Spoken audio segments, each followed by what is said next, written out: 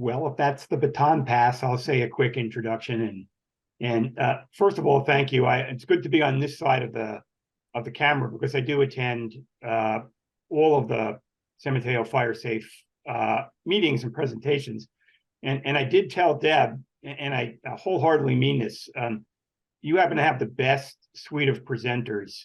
And I always look forward because you bring in high quality presenters, and you've given us a pretty high bar to hit. So I have all the confidence that Debra will be able to do that.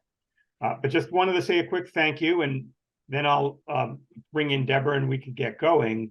I'm coming to you from world headquarters right here in San Mateo by Aragon High School, where I live. So a pretty easy commute today, and thank you for that.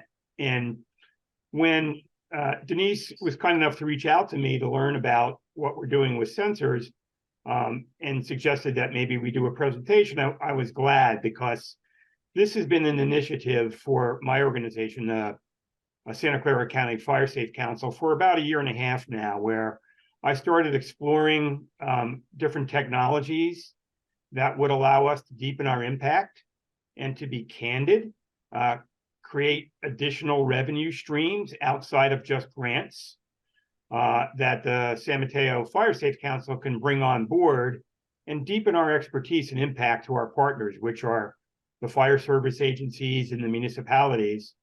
And so as I was starting to put together the list of partners and exploring technologies, one of the things that struck me was that our goal at the Fire Safe Council is to really develop an early mitigation network where we can detect fires at the earliest possible stages. And we've worked with, as many of you have, with Alert California, and a number of camera vendors like Pano and some other folks.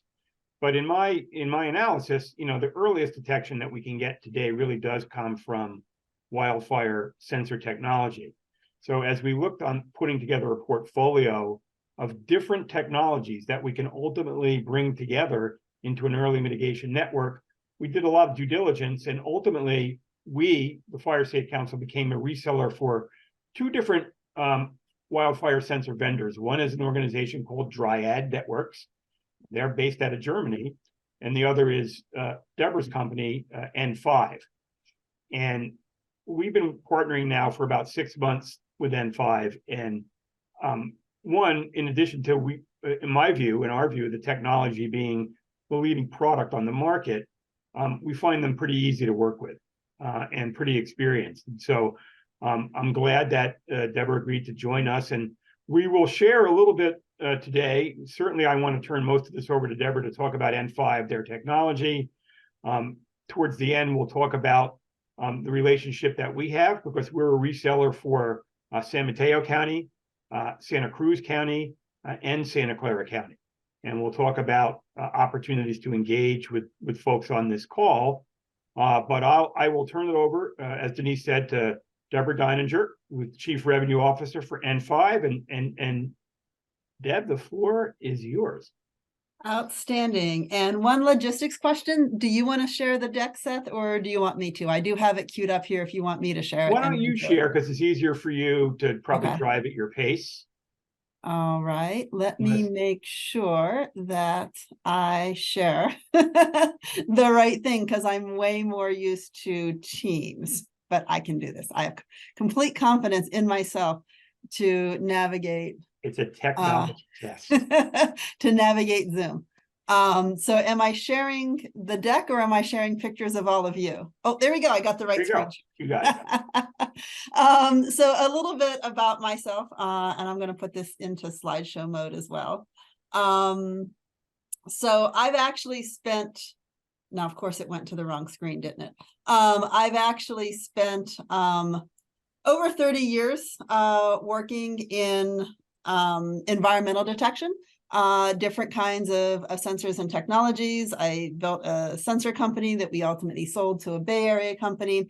And a few years ago, I decided to make the move back to N5 and focus on getting them into the commercial side of their business. So N5 is a really interesting company. It was founded in 2012 It was actually a spin out from the University of Maryland, and it got its start in sensors for military use applications, protecting our soldiers, protecting some of our first responders. And sorry, I've still got the wrong, so apparently I'm good at sensors and not good at Zoom, because I keep showing the speaker version and not the not the version. Oops. All right, is everybody able to see that well enough if I just quit Oh, yeah. fiddling with the display? It looks good, Yeah, Debra. we can see it. Looks good. Okay, cool. I'll try not to make this any worse. 3 years of Zoom and you'd think I would absolutely be better than I am. So anyway, so that's who, so the agenda, I'm going to talk a little bit about N5. Seth mentioned he'll talk a little bit about Santa Clara Fire Safe Council and the work we're doing together at the end. I hope you'll have lots of questions for me, and I'll also note you do not have to wait till the end, interrupt me anytime, because I'm now looking at my screens on slides, on cameras. If you see anybody raising their hand, Seth, please tell me. Yes. So I actually stop and listen, because what I'm seeing, the way this is arranged, is my slides. So I was saying N5 was founded in 2012. About 4 years ago, we were invited by the Department of Homeland Security Science and Technology Directorate to work in their Smart Cities Internet of Things Innovation Labs wildfire program, city program. It's the government, so it's got to have a long name and an acronym. And that started with testing some sensors in the lab, partnering with Jensen Hughes. We took some sensors out to Red Bluffs in Northern California. In 2021, we first went into the field permanently with some permanent deployments of wildfire detection. In 2023, we and one other company worked with DHS to deploy sensors throughout the US and Canada. That went extremely well for N5. We were able to detect some unplanned fires. We were able to participate in a number of prescribed fire events. And as a result of that, we've also been selected by the Department of Homeland Security to go into 2024 with some further enhancements to our hardware and software. But I think more importantly and more excitingly, DHS will be funding deployment of 200 sensors throughout the US. Might or might not be in Canada. Again, I'm not totally sure on that, through a matching funds program with communities to really help get this product more widespread. I will say I am joining you from Colorado, and I know not everybody thinks of Colorado as a wildfire prone state, but I promise you we are. I've never lost property, thank God, but I have too many friends that have lost too much in fires.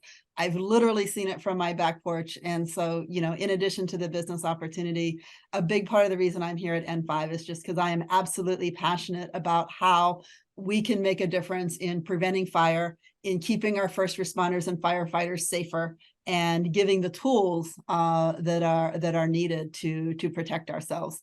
So what N5 does, we call our product N5 Shield, and at its heart, it's a combination of sensors plus artificial intelligence into a complete environmental intelligence platform. So a little bit about wildfire monitoring. So most fires, I'm told, are still found when a 911 caller reports that they've seen smoke. Depending on where you are, that might be great. If you get 100 callers, you can kind of triangulate and say, okay, the fire must be over here. If you've got fewer callers, of course, that doesn't necessarily tell the first responders exactly where the fire is. It only tells them that there's a fire somewhere. And, you know, of course, the fire has to be big enough for the smoke to be visible for 911 callers to be effective. Satellites are a really great solution, particularly when we've got fire, for mapping fire lines, for understanding where and how the fire is moving. Sorry, go ahead. Okay. It's a great tool for understanding where the fire is, where it's moving. It's somewhat less useful if you're trying to find the smallest fire faster, because it's going to be a certain size to be visible with satellites, even with some of the newer and higher resolution satellites that are coming. Cameras, alert wildfire cameras combined with AI are a really important part of the wildfire detection solution. They are widely available in California through Alert. We've got a couple of partnerships going to work with camera companies and share our data. Really a useful tool, but again, suffering from the challenge that for the camera to really be effective, the smoke has to be big enough to be visible from wherever the camera is placed. And with AI, they're pushing the limits, ever lower to, let's find even smaller smoke plumes. Let's find, little wisps of smoke. But then you can run into an area of false alarms. So definitely not saying don't use cameras. We have some cameras in Colorado, and I'm glad we do. But in and of themselves, there's an opportunity to add to the application with additional technology. We've seen a lot of people moving into the sensor space, getting some commercial sensors and putting them in a box and saying, okay, great, we can detect fire. Yes, you can detect fire with sensors. That's what I'm going to talk about here. But it's really challenging to do it accurately, quickly, and reliably, which is where N5 comes in. And, our over 10 years of making military-grade products, military-grade sensing, understanding how to combine sensor outputs, understanding how to train sensors into really making a solution that is robust and reliable and proven through extensive field tests sponsored by Department of Homeland Security. So very busy slide, but bear with me as I walk through it, because this is the heart of what N5 is. So starting from the left, you see the picture of the little blue and white thing on a utility pole. This is our sensor. We call it a chem node. Inside the sensor, we've got sensors for gas, particulates, and heat. I've got another slide where I'll go into a little bit more of what those are and how they work and show you some images. But the key point for this overview is orthogonal sensor fusion. So if you use a chemical sensor or you use a particulate sensor, or basically if you use only one sensor or only one sensor type, you're always going to fall into the trap of false alarms and false positives. Whereas with the multiple orthogonal sensors, and we're actually measuring 4 kinds of particulates, we've got a 24 nanowire array gas sensor in there. So you can think of it like, if you walk into the kitchen when I've been baking and you smell something burning, this is what our sensor is doing.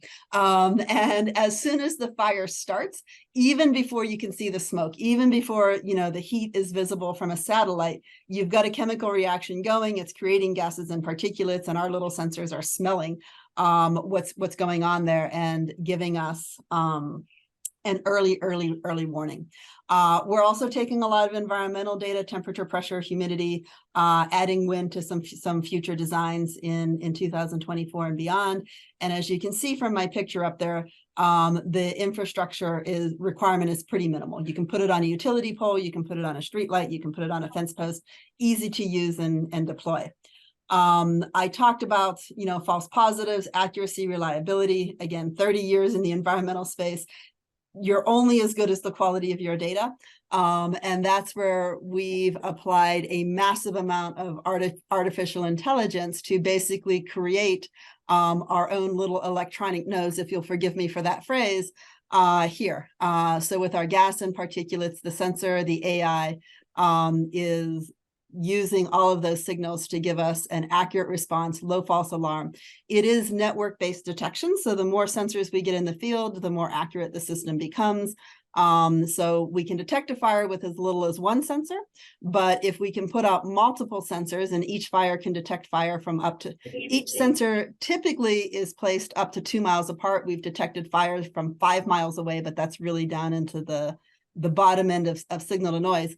As we get multiple sensors out, we can actually locate the fire, not just say, hey, there was a fire somewhere near one sensor. So, it is very much about the network.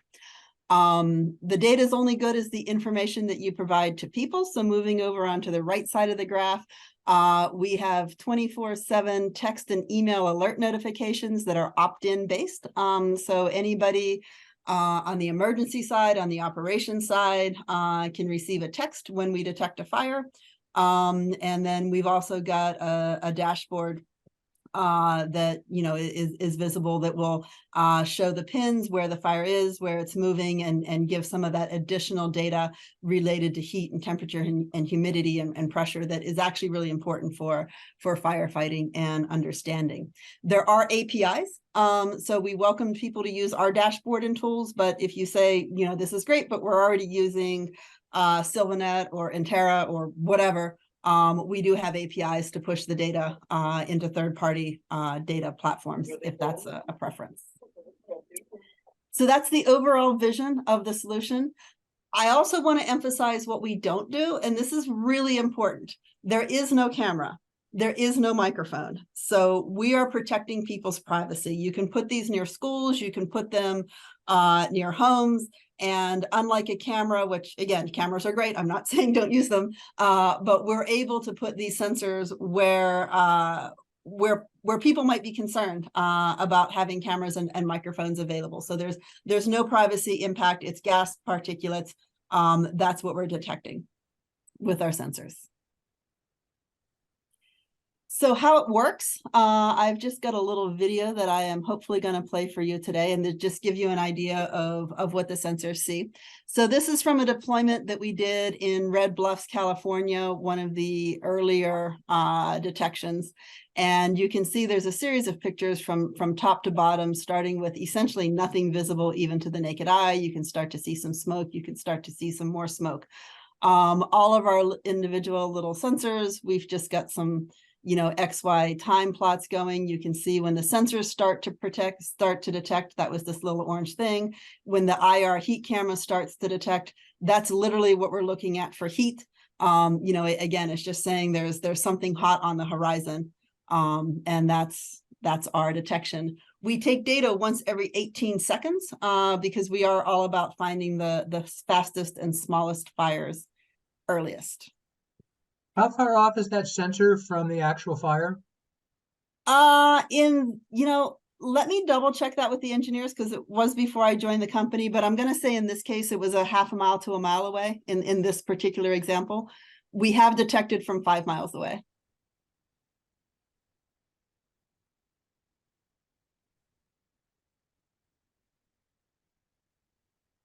All right. So in summary, what's in that blue and white box? So it's a rugged all-weather condition. I think this is, we survive wind, snow, rain, hail, all of that good stuff. Seamless cloud connectivity. I'm not going to go very deep into this unless someone wants to.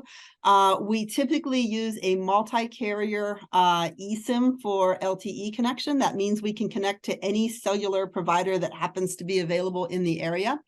That works very well throughout most of the US, and I'm suspecting from the early surveys we've done, it will work very well in San Mateo. If there are areas that we want to deploy and there is no cell phone coverage, we can use a LoRa chip in our chem node, which goes back to a gateway, which can then be either the same multi-cellular carrier or even satellite if we're in a very, very remote location. Because we're working with a high-end antenna, slightly different frequency, even in areas where you can't make a call that you think your phone doesn't work or your phone doesn't work, we can often still get enough connectivity to use our systems. It's a little more like sending a text than making a call or even worse, a video call.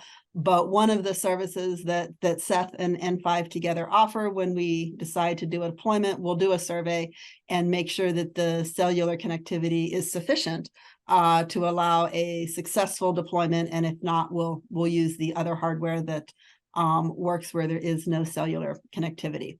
It's all solar powered, battery backup.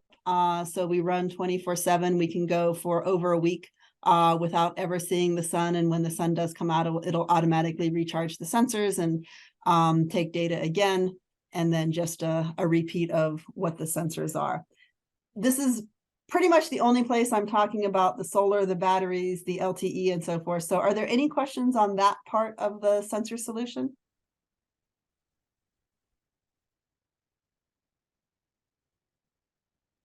Okay. So on the communication side, I alluded to this a little bit earlier. So we'll put sensors all around in an area.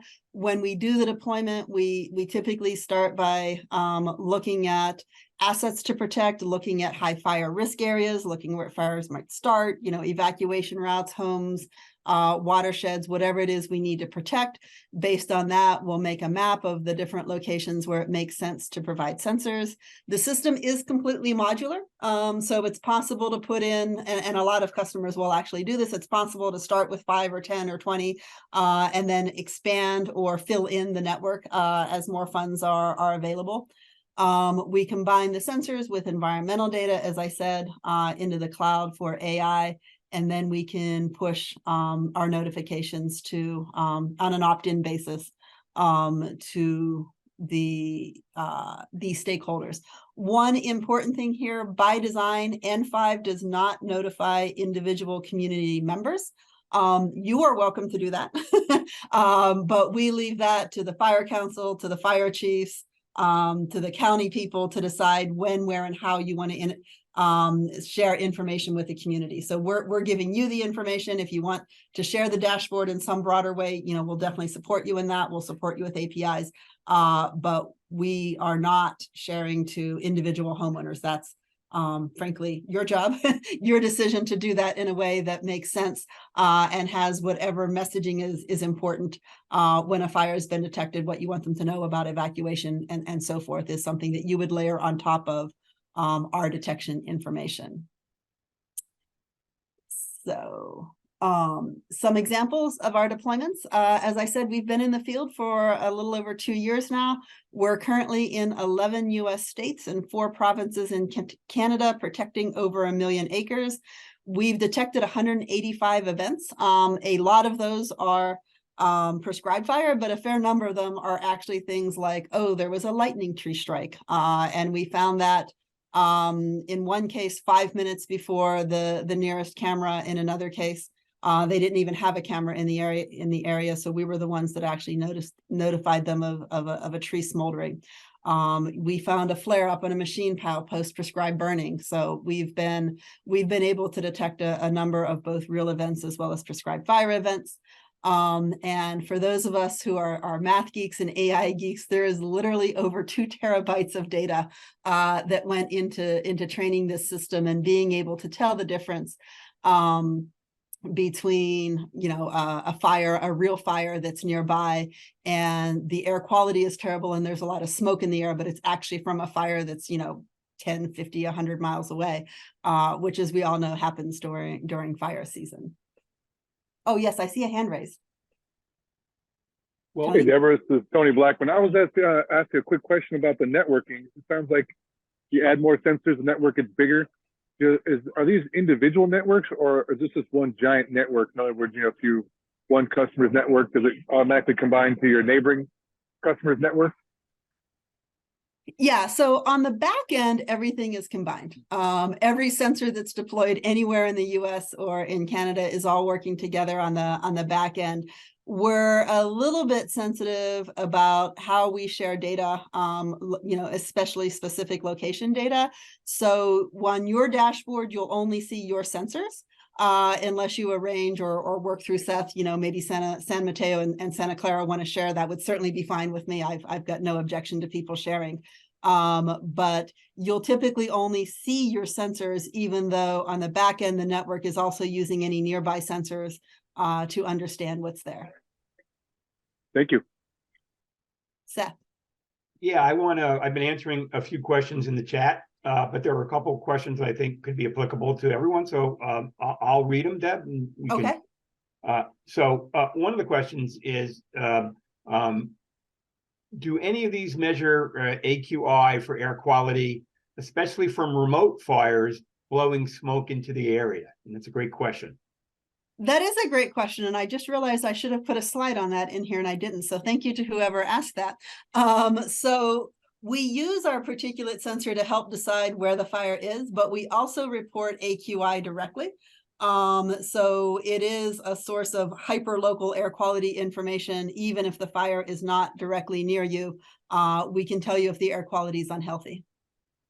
And I've got one more, which I think is universally applicable to a lot of folks. And what are the infrastructure requirements?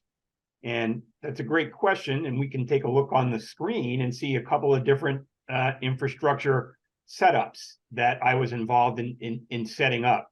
As you can see to the right of where I am and where David is, we're at the Lexington Reservoir. So infrastructure wise, we have a stake that we're able to put into the ground about 3 to 4 feet so that it is solid. And we simply hang the sensor on the stake and set it up. So in this case, it's fully remotely run, i.e., using the solar paneled sensors. And that setup took me 15, 20 minutes to set up and install. In other cases, as you can see there, we're set up both remotely on an existing piece of San Jose water infrastructure by one of their processing plants. But we could also power that because there's actually power where that sensor is, and we could choose to plug the sensor in so that it's fully plugged in, engaged with the power, or simply use it and monitor on the solar sensors. And maybe just real quick, Deb, a common question that I get is, tell me about the sensors. What happens if it's low light? What happens when it's raining? How quickly do they recharge? So maybe that's a question you can help answer. I think it's pretty common. Yeah, that's a great question. So, from fully discharged, we can recharge in just a few hours, certainly in less than 1 day of full sunlight. And we will run for over a week without ever seeing sunlight. So that's something that happens here a lot in Colorado, actually, is if it snows, we get snow on the solar panel, and they don't always, we are literally in the Colorado mountains. So, we may not see the sun or the solar panel may not see the sun for days. And the sensor is designed to be able to run through that. There is a low power mode. I doubt that would ever happen in California, but some of the locations where we're at up in northern Canada, if it's cold enough and it's snowy enough, it can actually put itself to sleep. And then wake up when the temperatures are higher and the snow goes away. That's just part of running batteries safely in a very, very cold climate. I've been to San Mateo area, so that I'm really sure is not going to happen to you. But yeah, charge in as little as a few hours and run for over a week. We've had birds do their best on our solar panel. That washes back off, doesn't really inhibit the charging. Really. Yeah, I think that answers the question. It does. Let me interject 2 more, and then because there's another good question from my friend Aaron, and I think it's important. Does the sensors measure wind speed, direction, and humidity? So this version of the sensor that is deployed now measures temperature, humidity, pressure, plus the gas and particulates locally. And we pull in wind from third-party data from other wind resources. What we've learned over the last year is that works better in some locations than others, depending on what other equipment is out there. So launching in 2024 will be a version of the sensor that actually adds its own wind sensor. And we're thinking that maybe 1 out of 5 sensors in a deployment will have a local wind sensor, but the exact number of sensors deployed with and without wind will absolutely depend on the quality of other wind data available from other weather stations, and a lot of our customers also have weather and camera stations. One more question, and it was what type of AQI sensor is utilized? So what we're doing right now is we are reporting particulates, and we're particularly reporting PM1, so 1 micron particulates. The sensor that we have in there is recording PM1, PM2.5, PM4, and PM10. So that's your particulate sizes ranging from 1 2.5, 4, 10. For those who follow AQI closely, you will know that the EPA is focused on PM 2.5 and PM 10. We do have the ability to report PM 2.5 and PM 10, and at some point we will roll that out publicly through a software release, but we want to tread carefully there and make sure that our accuracy and our calibration and our performance is fully blessed, which is why this generation reports the non-regulated value, but we consider this a near reference quality device. So it is giving a very close approximation of PM 2.5, which is the one that EPA is focusing on. Future software versions will also start to look at NOx and ozone, but right now that is, we're taking that data for training purposes and not reporting. Thank you, Deb. All right. Yeah. And as Seth was saying, this bottom row, second from the left, that's a light pole up in Oakland. So if there is power available, we can connect and use that power. The two on the right are utility poles in Colorado. We put the solar panel out so as not to do anything, not to need to tap into the electrical from the utility pole. And the two up top, the one on the left is in Aldercroft Heights, and the one on the right is in the Lexington Reservoir.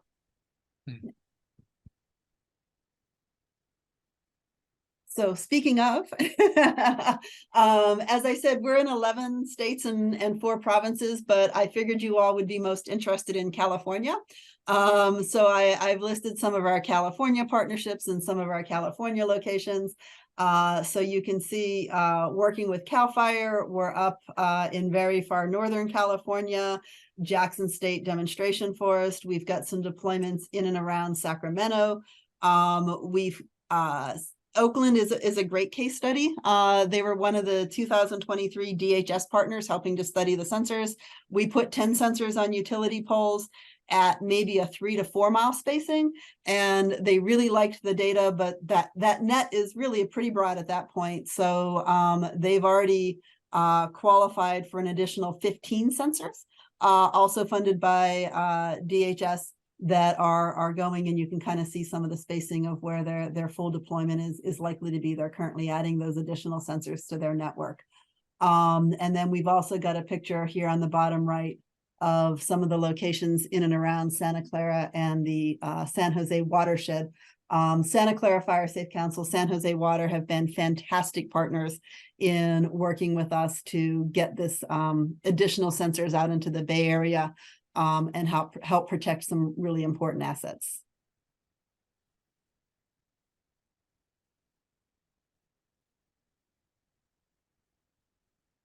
Any questions?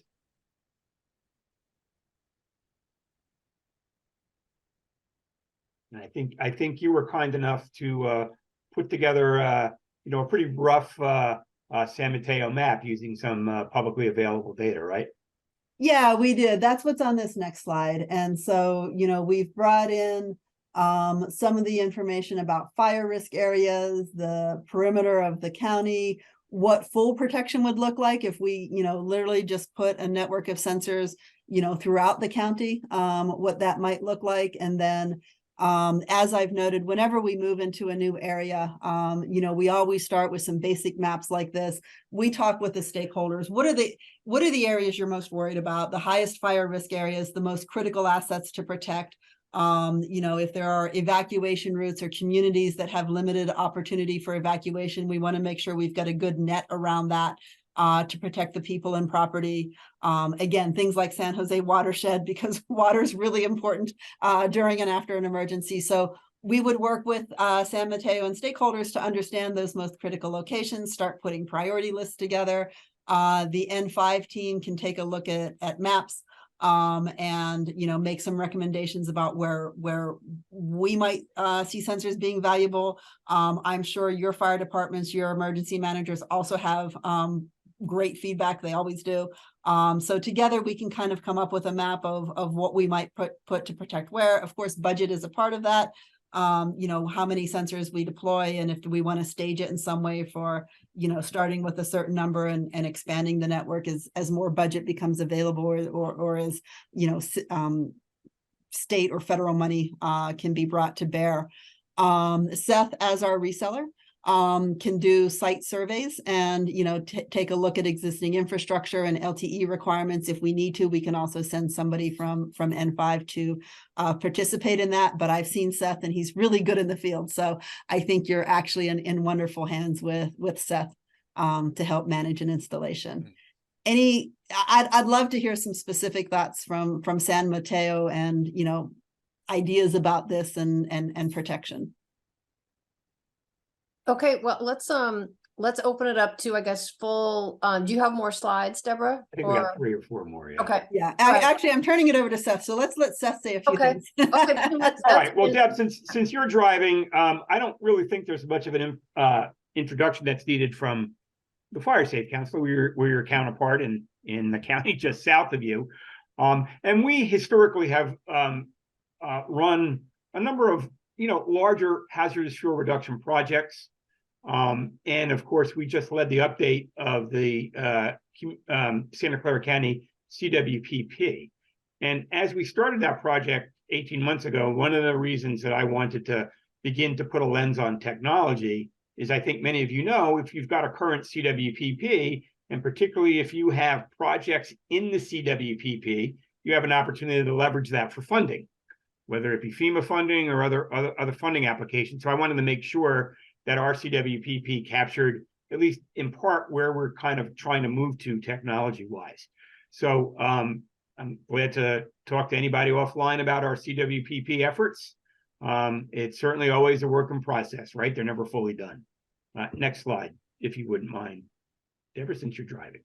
So kind of the heart of why I reached out to N5 is at the Fire Safe Council in Santa Clara County. One of the things that we want to work on is an early wildfire detection network that will ultimately be merged with an early wildfire mitigation network, right? And the first thing you got to do is detect that. So we've got a relationship with all the county fire service agencies, the 15 or 16 different ones that make up Santa Clara County, as well as CAL FIRE. And so we're working and have worked to select certain partners, San Jose Water being one of them, because they've got 6,000 plus acres in the watershed within our area.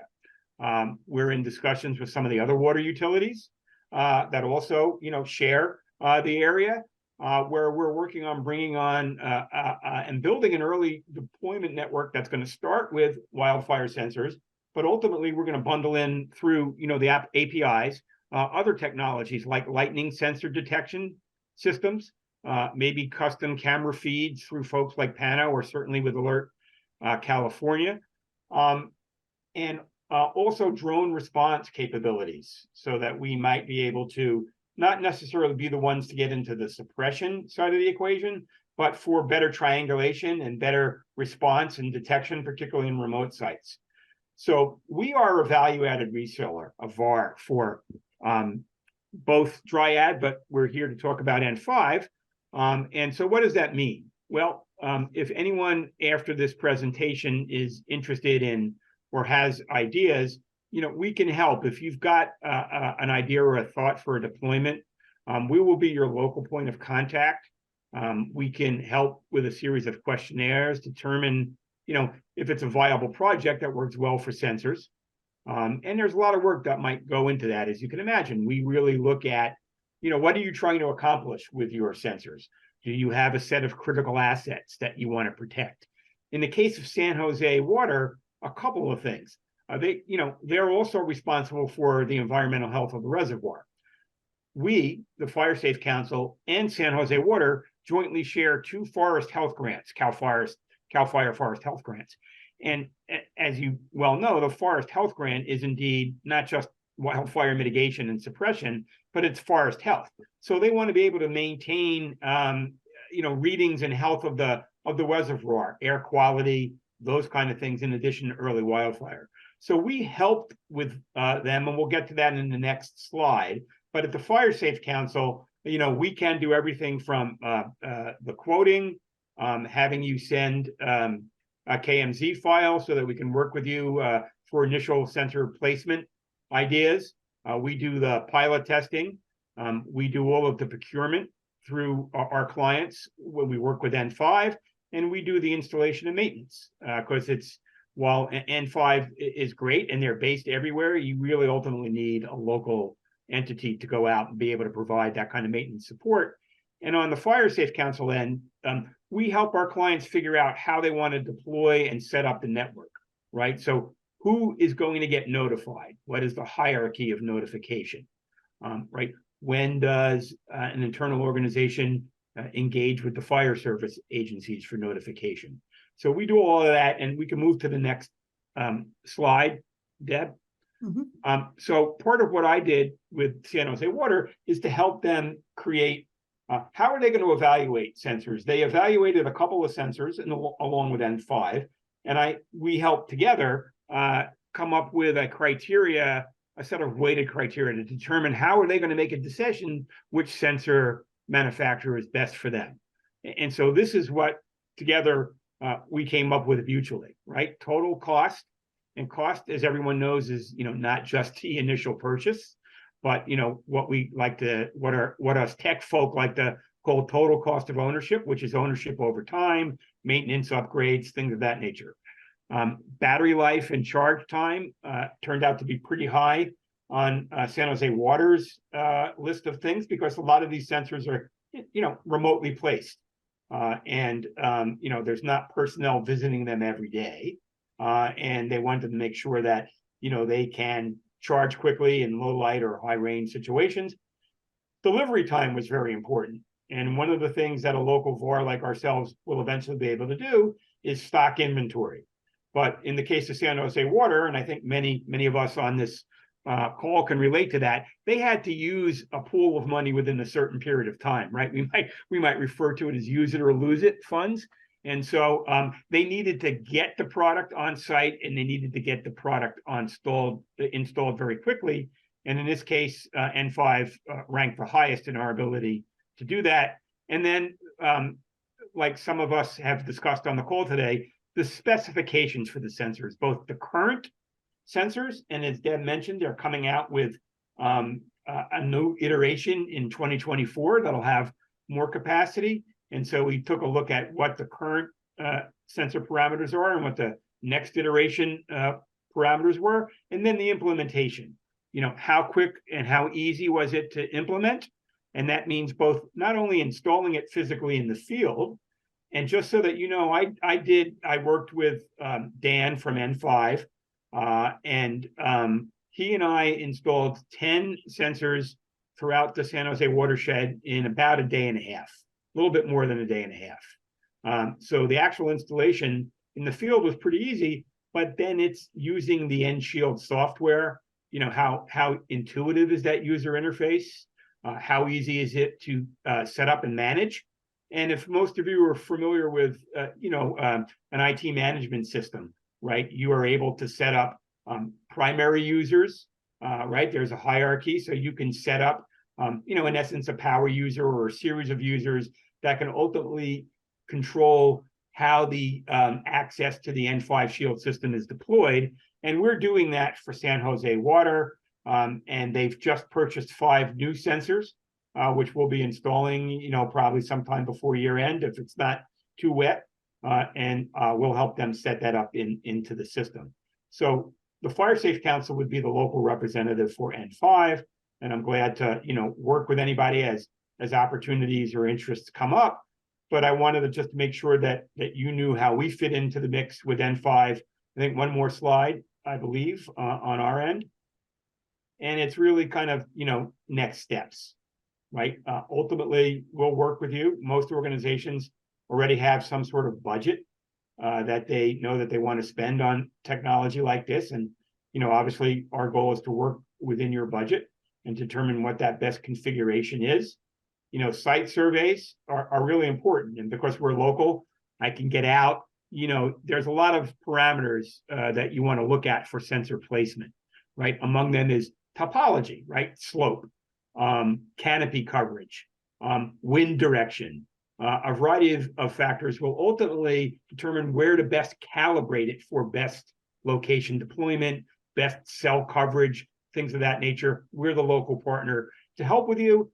And again, we're going to have clients that want to own their own deployment. That's fine. We're okay with that. We don't have to be the installation entity, but we do provide maintenance and support. And so we'll work with the client, with our clients to determine, how best to deploy it. Do they want to do it internally in-house with their teams, or do they want to farm that out to the Fire Safe Council to do?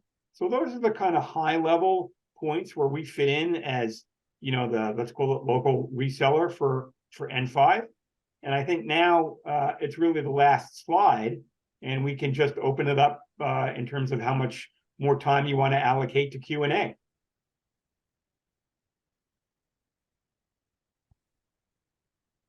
So slide presentation is done, and Denise and team, we're glad to take as many questions as time will allow. All right. Thank you so much. Well, let's, it sounds like amazing technology. I think totally new to San Mateo County. So yeah, let's open up the questions. Either, people can raise their hand or type it in the chat or unmute yourself. Raise your hand and unmute yourself, and we can select some questions. I'll start as people start formulating their questions. So approximately on the average, once an ignition starts, what is approximately the average time before the sensor starts to accumulate detections? I mean, it sounds like there's a numerous amounts of things it's detecting. Yes. And Yeah. so, and heat being one of them. So does the detection have to kind of, out of 4 or 5 things, do all of the boxes need to be checked before it says, this needs to be, this is a detection, it needs to be, we need to send a notification? That's really a fantastic and smart question. So I'm going to steal it actual for future use. By the way, I'm going to steal that question for future use. So the actual earliest detection is strictly based on smell, on the gases and particulates. And the reason for that is if you picture something like a lightning strike on a tree, that could be smoldering. And as soon as that happens, as soon as anything burns, you're getting gases and particulates off. So those are the earliest indications that we'll get. If we don't ever get any heat, maybe because of something in the way that's not going to let the heat sensor see the heat, we can actually still do a fire detection strictly based on gas and particulates. But getting the heat sensor in there can also help us understand, the kind of what we're actually seeing and getting into. We take data every 18 seconds, so we can get to a detection in minutes. It does take more than one reading so that we don't have false positives. So that the fastest we can get is in a couple of minutes, and then depending on location, wind, number of sensors, maybe it stretches out a little bit beyond that. The bigger fire, the growing fire is definitely going to show up faster. Like I said, in minutes, in just a couple single, 2-3 minutes. So Debra, if you had a cluster of homes, all with fireplaces, so you weren't able to see the heat because they're inside the chimney, well protected, but there's a cluster, and say maybe they're low elevation houses, and so the smoke is kind of just lingering. To me, that would change, that you would have a detection on your sensor. So the sensors will 100% see that. And we did a ton of training, especially here in Colorado, where everybody uses the same thing that's in the woods that that can burn is what they cut down and burn in their home fireplace. So from the sensor point of view, that is absolutely something that, that the sensors will see and recognize. And yet, when you think about what's happening, and by the way, we always get the barbecue question too, and we can detect barbecue, but we don't give a false positive. And the reason why is when you look at not just the absolute what's present or the quantity that's present, but you actually look at the pattern. Just a campfire is gonna look different than an evolving wildfire. 1, 2, 3, 4, 5 little fireplaces spread around is going to look different than a singular central fire. Now, with that said, we have calculated our false positive rate in 2023 so far. It's about 0.17%. So, 1 in 1,000 times we do actually say there's a fire, and it was not an uncontrolled wildfire. And I guess the other caveat there is, if somebody in that neighborhood that you just described goes out and instead of having a campfire or, just uses their fireplace, and they go out and make a rager of a bonfire, there's a pretty good chance that as the bonfire grows, we're going to call it a real fire. It is absolutely a continuum, but we did a lot of training specifically so we didn't catch people that are barbecuing, people that are using a fireplace. Now, the flip side of that, and I want to tell you this, so our standard offering is the low false positive, no false positive device. When we went into Oakland, they said, we want to know about every fire. If somebody goes on a red flag day and starts a campfire in some of those open spaces, tell us. So we are actually running with Oakland a special high sensitivity. The price you pay for that is if we crank up the sensitivity to find somebody with an unauthorized campfire, is now we probably are going to tell you when somebody has a fireplace, a smoky chimney or whatever. But that is an option, and that can be set on a sensor by sensor or location by location basis, if basically up to you, if you want to know about a campfire. And if I may interject, because it's a good question, and one of the things that we're envisioning with the kind of early detection network that we want to build at FireSafe Santa Clara is also, as Deb had mentioned, through APIs that they're working currently with through folks like Alert California and other areas, we may be able to say, okay, let's put a camera on that location, right? Even if there's no visible smoke, right? Let's put a camera, or in one of the early detection systems we're working with some drones, depending upon where things were located, can we get a drone to that area to, ascertain the validity of it? So, at the end of the day, multiple triangulation points are always going to be more valuable. It's a question of, are they available, and how much time does it take for those extra detection mechanisms to add to, confirmation? Well, Debra and Seth, I'm thinking that most communities and almost all fire departments, a bonfire is not considered a false positive, and they will want to know. Most Fair enough, definitely. my point is there Yeah. is that's where the AI is, candidly not perfect, right? So as it goes from a campfire, which to a little bit bigger fire to a bonfire, we're going to call the bonfire a fire. Yeah, as you should. Okay, I know we have question hands up, but I just want to kind of go through my small list here. So, Zeth, like Yeah. St. Clair County, San Mateo County has, immense topography. Yes. So just summarize, how does that affect the sensor location if you want to cover the ridge and you also want to cover the bottom of the canyon, and maybe you have a 1,500 foot range, or maybe even, maybe less, but we have some really steep canyons. Yeah, we do. I run a few of them. So look, some of this is, I don't want to say trial and error, but sometimes, right, you have to recalibrate your initial deployments, right? Based upon, it takes roughly, and correct me if I'm wrong, Debra, but the recommendation is about, after the initial install, having a week of data being collected out in the field so that the, AI can work its thing and kind of determine what, let's call it, a steady state is. But, you're right. And so, ultimately you may set up some sensors, one on a ridge top area, and then determine, how far down below I need to be.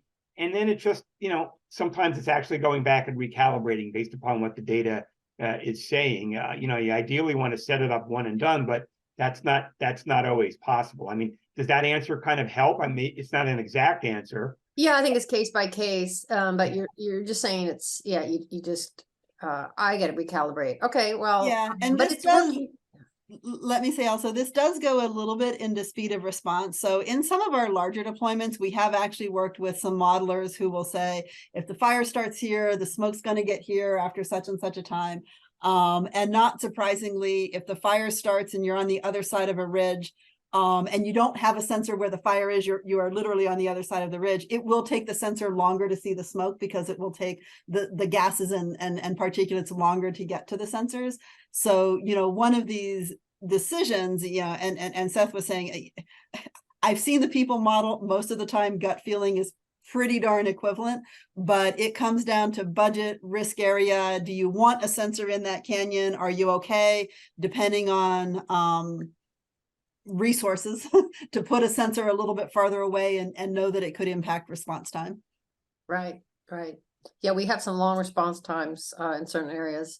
Okay, Casey's had his hand up for a while. But Colin was ahead of me, I think. Oh, Cody rather. Okay, Cody, do you want to go first? Happy to. Thanks, Casey. Thanks everybody for the presentation today.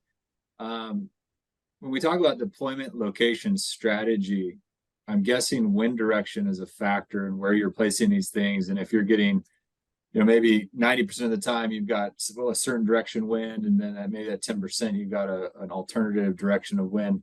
You've got to take that into consideration into where you're placing these sensors. Is that correct? Okay, just wanted to confirm that. The second thing is, I don't know that, and I'm not sure that you were planning on sharing this today or not, but I don't know that we ever got a response to the question about the cost. I'll let Seth answer that question. He's the researcher. Yeah, look, and that's of course a $64,000 question.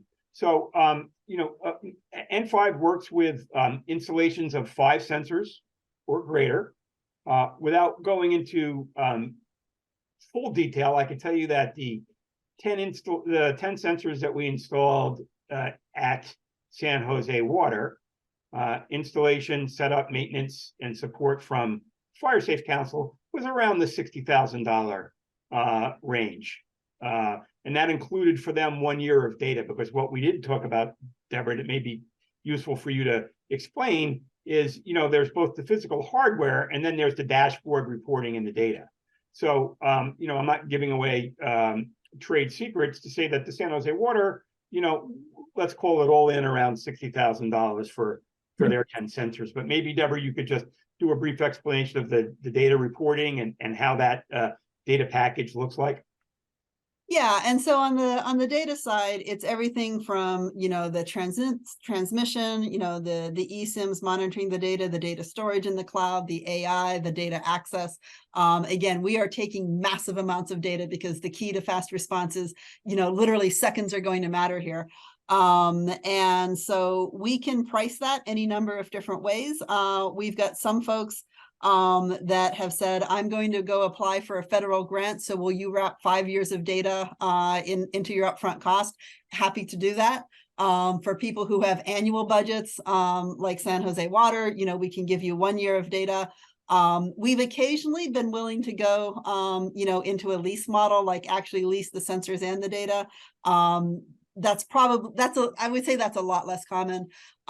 So just know that the data charge is there, but also Seth and team will work with you depending on what the source of your funding is to make sure that we're providing a suitable quote that gets you what you need.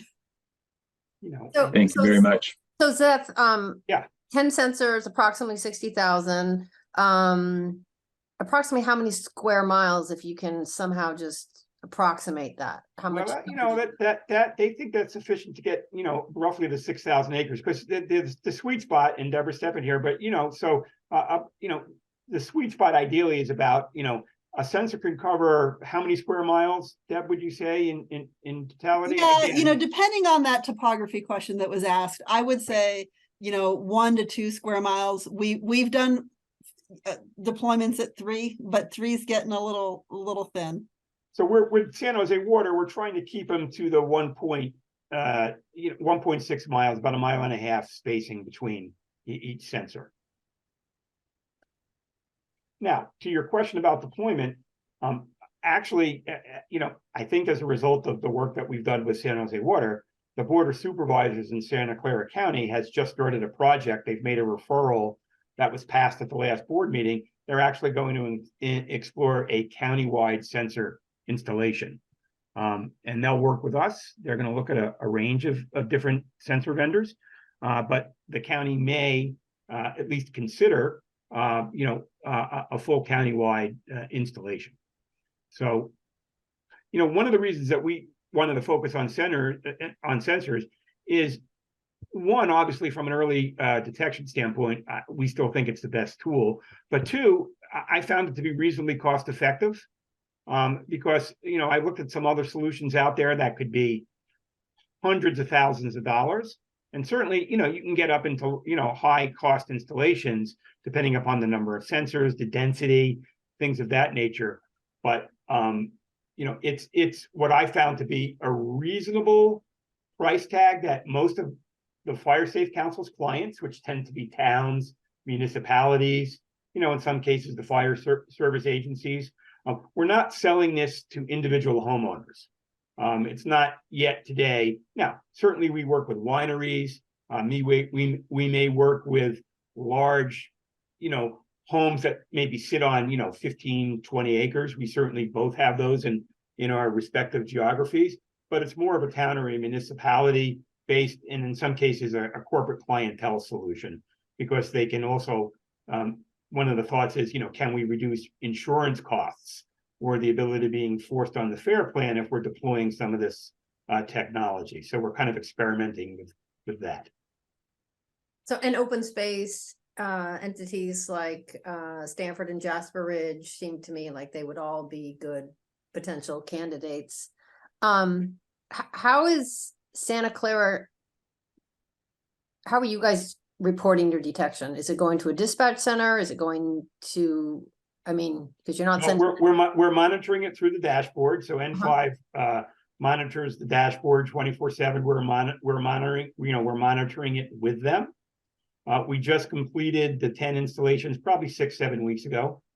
So we're working with San Jose Water on how to calibrate notifications, right? I'll call it what the sensitivity of notifications that they're looking for, and how to best route that to the appropriate companies, or to the appropriate people within the organizations. Okay, and I know the fire marshals on the call will be familiar with, smoke sensing in residential and in commercial buildings has been around for a while. Air sampling has been around for a while, and seems like it works pretty well. I've never seen a false positive. Maybe Aaron has, and he has some more information. So it sounds like we're just, that technology from the inside, now we're going to the outside, seems like a normal, progression.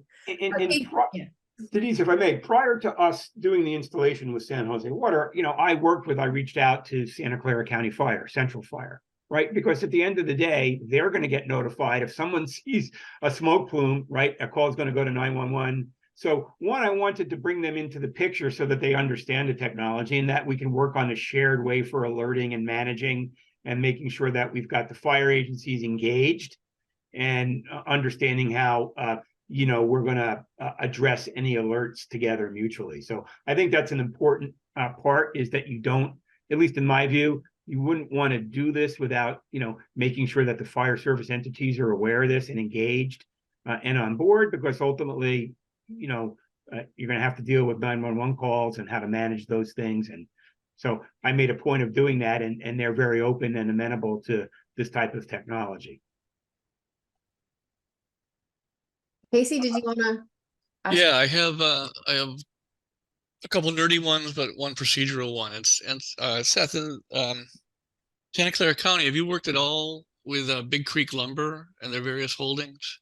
Or have you reached out to them? Well, I haven't reached out to him yet for this, because this is relatively new for us, but certainly we know Big Creek pretty well. And so they're on the list. We work with some of the forester partners that you also work with, and they've suggested that Big Creek might be interesting, but I haven't gotten to that yet. Yeah, they've got a set of holdings surrounding areas out in Pescadero and the South County, which are also, some of which are bound into conservation easements. I don't know if it's a tax thing or what, but many of those are burned or partially burned and surround small communities. So I was wondering if you've worked with them at all. Not yet, Casey, but thank you. Yeah, we should have a tour out there. I'll bring we can go do some steep climbing. um, okay, hey Deborah, one, can you do 3 quick questions? Yes. The easy one is, have you looked into like just relay only LoRa nodes to reach a backhaul somewhere, or is that not been necessary in what you're doing? So we do have a LoRa solution. Given that the majority of what we're trying to detect, and frankly, where sensors make sense is the wildland urban interface. Yeah. We have found that given the requirement for speed of response and how cheap and reliable eSIMs are, that LTE is the way to go. But with that said, we absolutely have a LoRa solution when we need to get, and we've used it here in Colorado a lot in some of our canyons. So that might be where we would need it in San Mateo if we can't get good adequate LTE coverage. We can do LoRa. We can do LoRa to a gateway. We can do LoRa to a repeater to a gateway. All of those tools are in the chest to make a deployment work.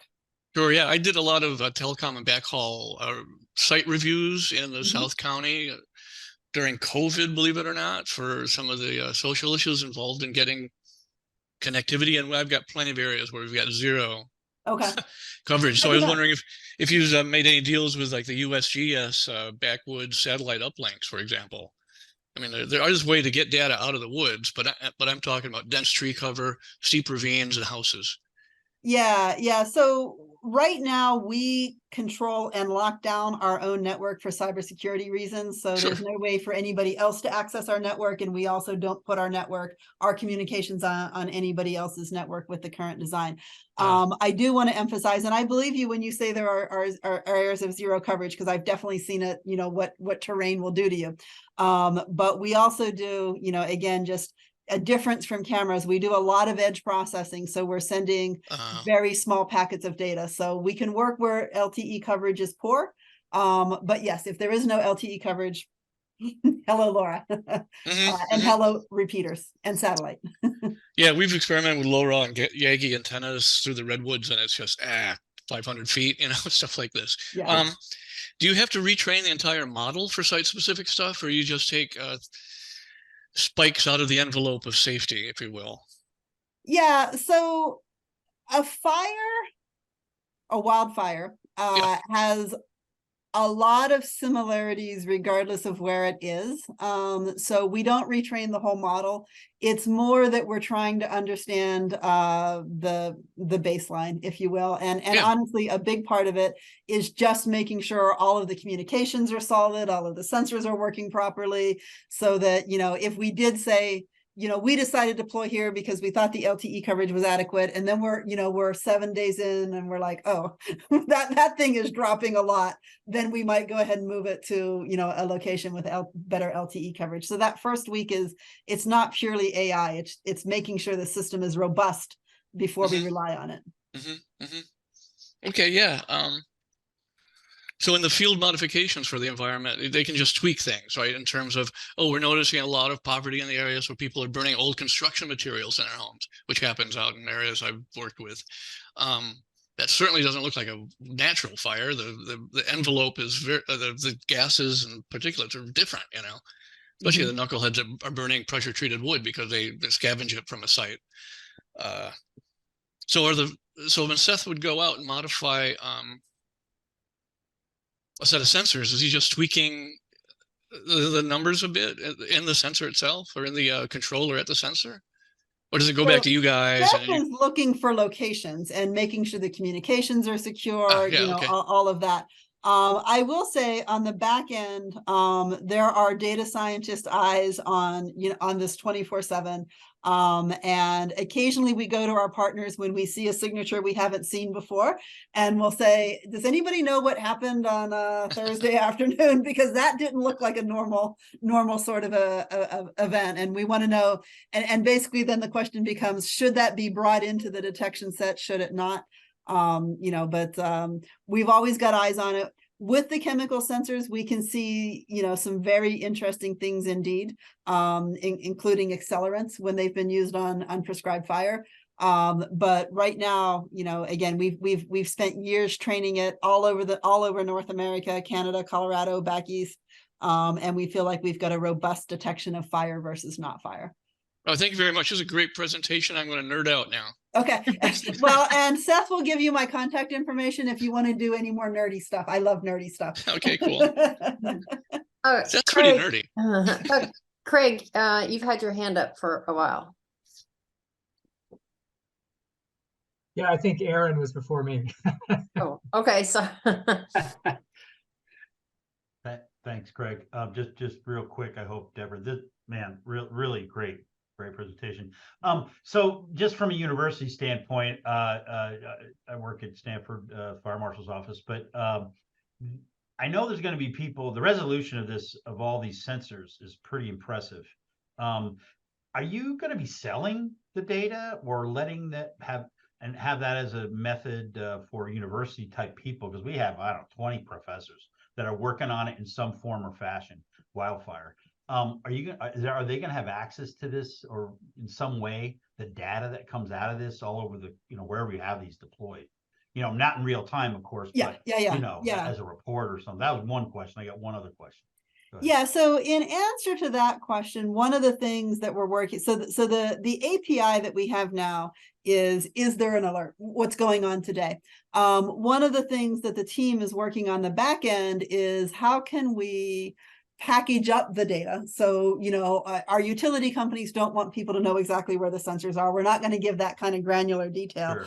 But we're absolutely working on how do we average, package the data so that it does have value to researchers, because there isn't with the hyper local granular data we're taking for people that are modeling and studying fire.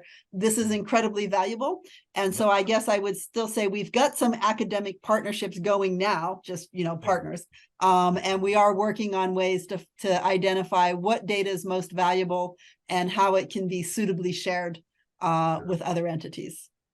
And so, Aaron, I'm glad to go offline because next week I'm actually doing a presentation as part of the Stanford Wildfire webinar series.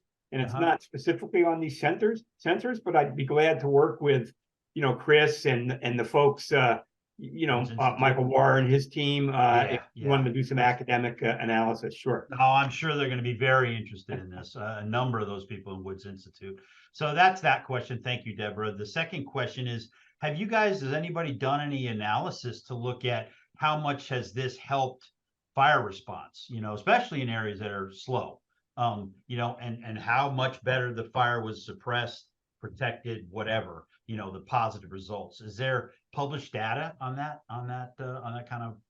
those kind of scenarios? Yeah, so the what might have occurred is always a little bit tricky to answer. But what we can point back to is the machine pile flare up in Colorado. We detected that 36 minutes before a 911 caller. In Northern California, we had a tree strike 5 minutes before a camera. In Canada, we had a lightning tree strike that nobody knew about. It was just sitting there smoldering till we told them to go. So, of course, depending on when and whether or not the area has been mitigated, for fire protection, there's so much going into to that. It's really hard to say. But since you said you're part of the Stanford crew, I would actually really like some partners that we could, really look at, how do we answer that question in a robust and defensible way? Certainly something we're still working on. The detection, we can quantify speed of detection, but quantifying assets protected impact is a little how harder. it improves performance is really the key. Because the insurance question is a huge one, obviously. So anyway, that's it. Thank you. Yeah, that was part of one of my questions, because the stuff you're giving us is anecdotal, and it'd be great if we could turn it into a little more sort of statistical where we could actually use those numbers. So the other question I had is, and it's sort of a follow-on Cody's, is there any sort of either local training or weighting of local conditions, or is it literally just where you put the sensors? In other words, I live in Portola Valley, our predominant wind pattern is sort of southwest. We know something about the canyons.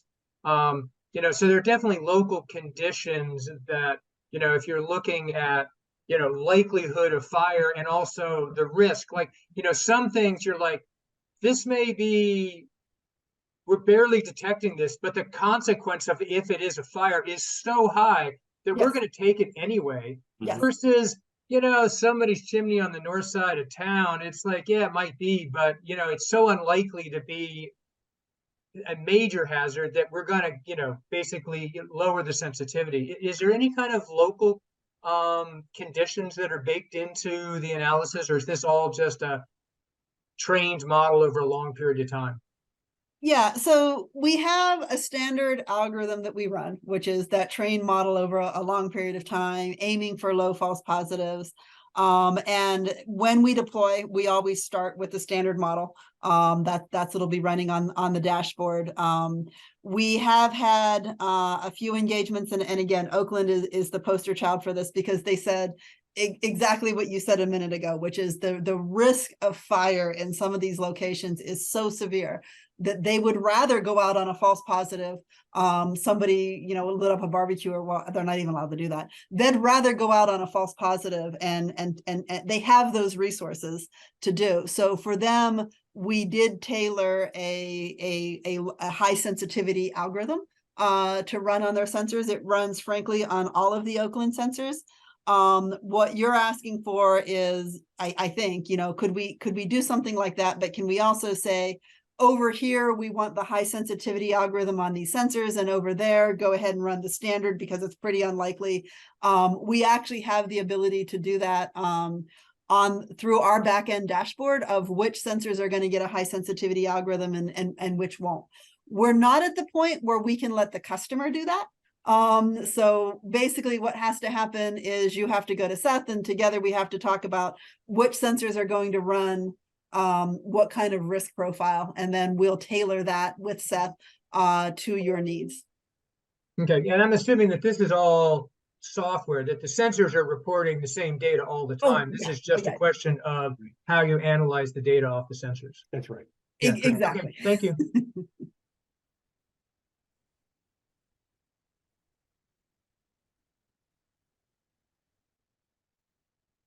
All right, are there any more hands up? Let's see.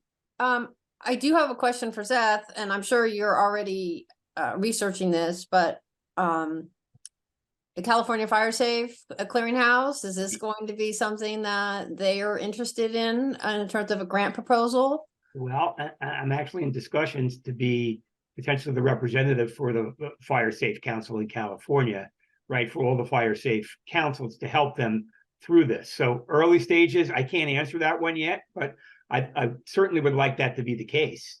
Yeah, it seems reasonable. Maybe even reasonable. the fire prevention grant potentially. Yeah, I mean, for example, I'm going to because we've got a couple of forest health grants, and of course we're applying now for the new round. One of the things to think about is, we may offer an optional proposal to put sensors into the project. Like, for example, we may apply for one of the new prescribed burn forest health grants because we're in an area where we're already doing the work, and these sensors would be a great deployment in there to help with prescribed burn efficacy and prescribed burn management. So I think there's a lot of interesting ways that these could be baked into different grant proposals as options. And hopefully I can accelerate some of those conversations with the clearinghouse folks to see a fire safety. Yeah, thank you for being our advocate and our representative on that, and maybe even a DHS grant. Well, Deb, speaking of DHS, would you, Deb has, been discussing with me some potential opportunities, and, you may choose, Deb, to just mention that lightly here or not, but we can do that. Yeah, so what is public knowledge at this time is that NF5 was the sole company that DHS SMT chose to go forward into 2024. They are going to deploy up to 200 sensors throughout the US, and they are seeking partner communities that meet the requirements of high fire risk. DHS is not giving sensors to private entities. They're giving them to communities to protect communities. They are prioritizing folks that will provide some kind of, matching in-kind support for installation and sensors. And yeah, so I think I've mentioned to Seth that maybe that could be something that we could take to DHS and look to bring some of the California counties in alongside Oakland. So today in California, CAL FIRE, Oakland, and Orange County Fire Authority all agreed to test sensors as part of 2023. And I personally would love to expand the footprint of additional California stakeholders with DHS in 2023. I'm sorry, 24, next year. But we could definitely help you. We could get a committee together of different fire agencies and the local CAL FIRE unit and provide you some input of our highest fire areas and what would be a nice little network for that. So so please keep us posted on all fronts. Yeah, Denise, one of the things we're thinking of is, right, obviously CAL FIRE came out with their updated FRAPs, but we both benefit from the Tuckman geospatial work that they did with their, Santa Clara, Santa Cruz, and San Mateo County. So that might be an interesting overlay, right, to look at, to use about potential deployment and severity sites and topography. So that's some food for thought. But I think Tuckman's analysis could be pretty helpful for trying to work on some of those things. Yeah, right. And I will note, Seth is your guy here because we value the work that Seth and the Santa Clara Fire Safe Council have been doing, not just with us, but looking at a fire in a broad way. We've actually introduced Seth to our project managers at DHS, so he's got that direct contact information now as well, to help make the case, perhaps is a good way to put it, for where sensors might end up in 2024. Note that neither Seth nor I are making that decision, but we can make an argument for it.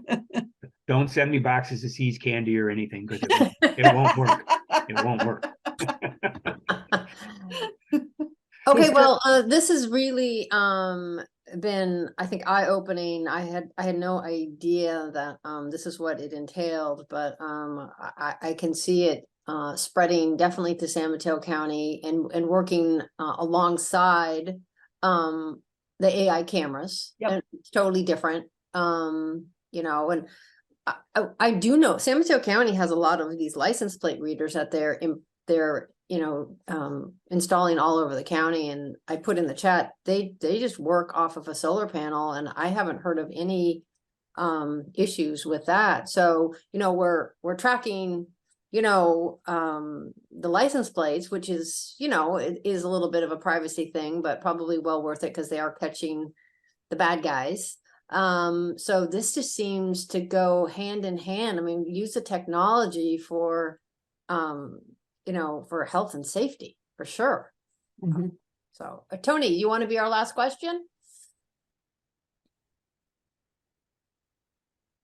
Sure. Sorry can't find that mute button fast enough. So a couple of questions just as part of the company. We partnered with a bunch of companies in the past. Is how long has the company been in business? 5. Yeah, we were founded in 2012, so we're 11 years old. Oh, okay. And is it a profitable company? I'm sorry, a what? Is it turning a profit or is it working Yes. off VC? No, Oh. it is a Yeah. profitable company. 80% of our revenues is actually defense based. And the new effort here, and we did take some seed funding, which you'll see if you go Google us. But the seed funding was specifically for the commercial investing in building a reseller network like Seth, but the overall company is profitable. Perfect. That's just gives us a good sense from the stakeholders. I'd like to know what type of things. Oh yeah, And how no, about the they're employees? great questions. Yeah. And are mostly employees they work with you, or are they consultants, or are they your employees? Yeah, so most of the staff, our corporate headquarters is in Rockville, Maryland. And we also have a fulfillment facility specifically for this commercial side of the business, which is in Shady Grove. So that's just down the road from Rockville. And, you know, probably the majority of our employees work in Maryland. I'm one of a few exceptions. I'm in business development and they let me stay in Colorado. Perfect. That's all I have. Thank you. All right. Appreciate Thank your you. presentation.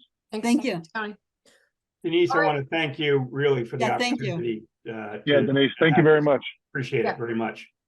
Well, thank you to Deborah and Zeth. And Zeth, you have to keep us updated. And you know, I'm very interested, you know, potentially everybody's gonna ask me, well, can we get it into a grant? So you know, I'm willing, if we can probably find a grantee, you know, a grantor to work with the community and, you know, kind of create a little pilot program here in San Mateo County. I think it's well worth it. Glad to work with you on that. Glad to provide the price quoting and help strategize on that with you. All right. So no problem. But thank you again. I really appreciate it. And thank No, you, Deb. Thank you. I Okay. appreciate being asked to present. Thank you so much. Okay, well, we don't have a lot of time, but I did want Sarah to be able to give us an update on the fire prevention, CAL FIRE's fire prevention grants. Thanks. Yeah. So there is another round of wildfire prevention grants that just opened on the 1st of November. It is they have $117 million to distribute throughout the state, and that grant will close on the 10th. Oh, I'm sorry, the 10th of January.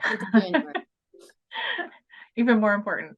So yeah, we should have a subcommittee meeting to kind of toss around ideas next week. And do a little brainstorming now. Right, I did see that today they had their first webinar. I kind of got last minute notice of it, so I wasn't able to post it, but I know there will be other webinars. And I can contact Northern Region, or Sarah might get the list, or it might even be on their website, and I can post it out. If somebody wants to just kind of learn about, you know, the criteria, there is specific criteria. We just don't get to apply for anything we want. CAL FIRE has very strict criteria.